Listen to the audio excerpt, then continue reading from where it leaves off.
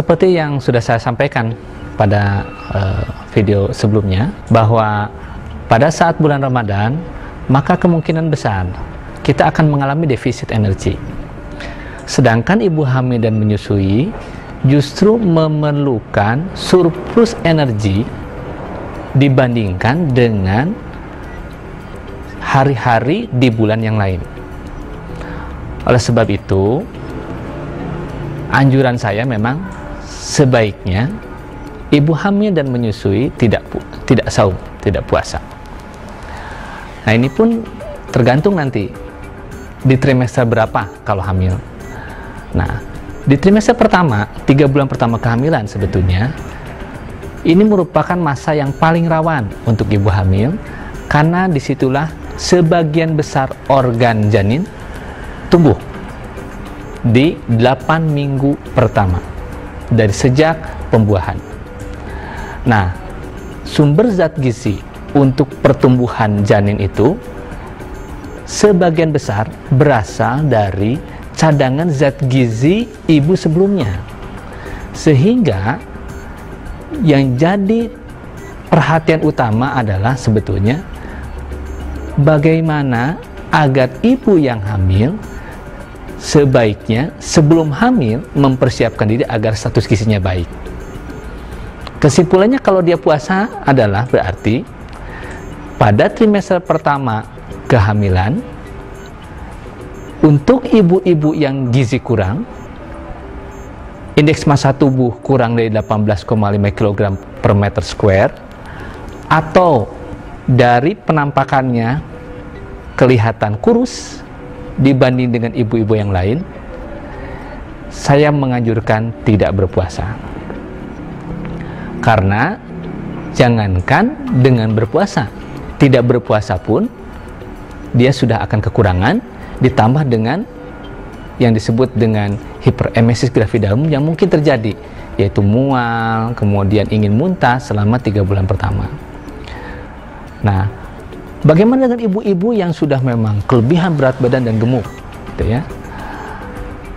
Untuk trimester pertama, kalau dia memang sudah kelebihan berat badan, kalau ingin berpuasa, saya menyarankan boleh, dengan syarat, dengan pola makan yang saya sampaikan sebelumnya, yaitu mohon setelah makan 4 sehat, makan nasi dan lauk pauknya, harus diikuti dengan mengkonsumsi berbagai makanan dan camilan yang lain sebelum atau setelah sholat tarawih.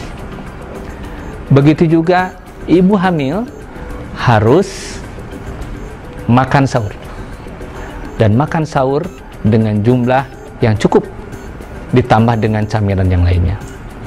Untuk trimester kedua dan trimester ketiga, kebutuhan akan energi dan protein akan meningkat. Jadi kalau trimester pertama ibu hamil itu kebutuhan energinya mungkin tidak terlalu banyak, bahkan bisa 0 gitu ya, tambahannya maksudnya. Maka untuk trimester ketiga, trimester kedua itu tambahannya memerlukan sekitar 300 sampai 400 kalori.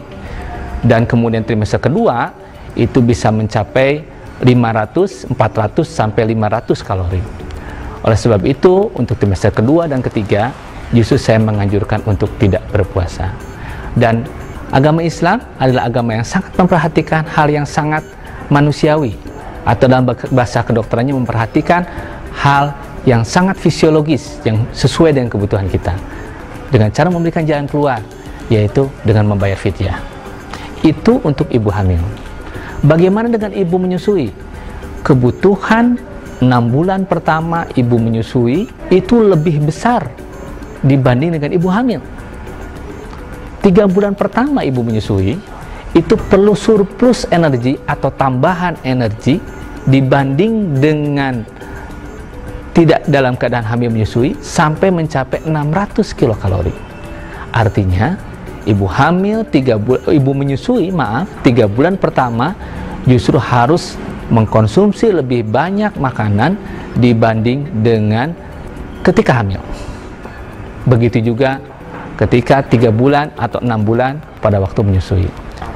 Oleh sebab itu, untuk ibu menyusui, terutama 6 bulan pertama, di mana dianjurkan untuk ASI eksklusif, saya menganjurkan untuk tidak berpuasa. Ditambah lagi, yang sulit untuk terkejar adalah kebutuhan air. Kebutuhan air akan sulit terpenuhi ketika ibu menyusui berpuasa. Demikian mungkin info kesehatan dari saya. Terima kasih.